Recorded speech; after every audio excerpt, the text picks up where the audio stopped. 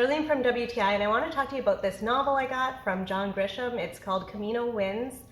It's one of his more recent ones. If you're a fan of Grisham, you know that there is probably some sort of murder that has to be solved, and that's what this was. Basically, a murder mystery. But I was drawn to it because it's hurricane season here, and the whole premise of this book happens in Florida with a hurricane happening.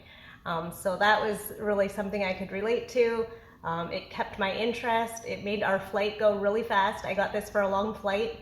I was able to read it there and back and finish the book. I know you can get it like in Audible. I think it's like almost 9 hours to listen to.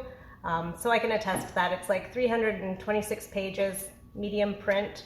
I always like to have the paper book to give my devices a break to charge. If you like Grisham and you like fiction and you're looking for a good read, I highly recommend this book, and that's my point of view.